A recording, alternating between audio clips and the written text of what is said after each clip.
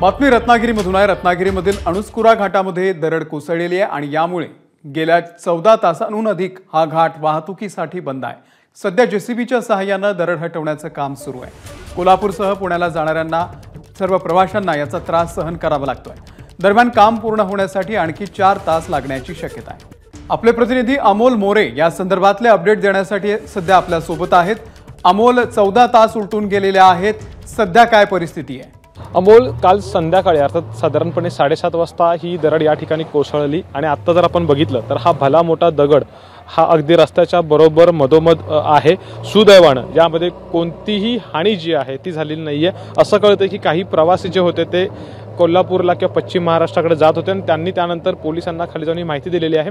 आता अगदी काही वेळापूर्वी या ठिकाणी दरड हटवण्याचं काम सध्या जे ते सुरू झालेलं आहे। पण हा जर रस्ता बघितला तर अगदी गोवा सिंधुदुर्गकडून जी लोक येतात खारेपटण मार्गे, त्यानंतर पाचल हे लोकेशन आहे राजापूर तालुक्यातलं, तिथून तुम्ही ज्यावेळेला निघता त्यावेळेला तुम्ही इथून अगदी आल्यानंतर मलकापूर मार्गे कोल्हापूरला जाता आणि त्यामुळे हा रस्ता प्रवासी वाहतूक असेल किंवा माल वाहतूक असेल यासाठी महत्त्वाचा आहे। इंजिनियर आहे त्यांच्याकडून माहिती घेतो अगदी थोडक्यामध्ये की किती वेळ साधारण जाईल आणि ही रस्ता जो आहे तो कधी पूर्ववत होणार आहे? सर, काल संध्याकाळी 7:30च्या सुमारास अणुस्कुरा घाटामध्ये दरड कोसळली होती। रात्रीच सगळं जेसीबी वगैरे साहित्य घेऊन दरड हटवण्याचं काम सुरू करण्यात आलं होतं, परंतु पाऊस व अंधारामुळे पूर्णतः रस्ता वाहतुकीला मोकळा करणं शक्य झालं नाही।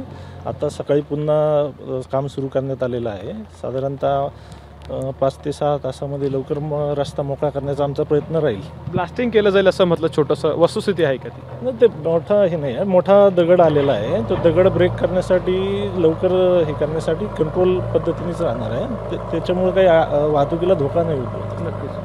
तर अमोल, हा साधारणपणे एक छोटासा ब्लास्ट केला जाईल कदाचित आणि त्यामुळे हा दगड जो आहे तो हटवण्यासाठी किंवा लवकर बाजूला करण्यासाठी मदत होईल। आता जर आपण बघितलं तर प्रचंड दाट धुकं या ठिकाणी आहे आणि त्यातूनच रिमझिम अशा पावसाच्या सरी बरसत आहेत।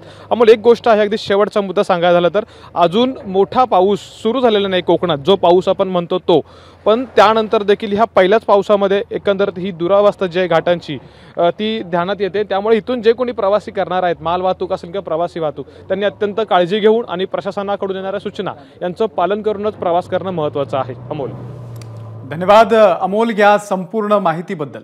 तर रत्नागिरीमधल्या अणुस्कुरा घाटामधून आपल्याला अमोल मोरे आपले प्रतिनिधी या संदर्भातले अपडेट देत होते। एक मोठा दगड या ठिकाणी कोसळलेला आहे आणि हा दगड हटवण्याचं काम सध्या युद्ध पातळीवरती सुरू आहे। गरज पडल्यास या दगडाच्या ठिकाणी स्फोट सुद्धा घडवला जाऊ शकतो, जेणेकरून त्याचे तुकडे होतील आणि तो दगड हटवण्यामध्ये लवकर मदत होईल।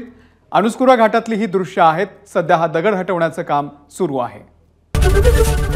एबीपी माझा, उघडा डोळे बघा नीट।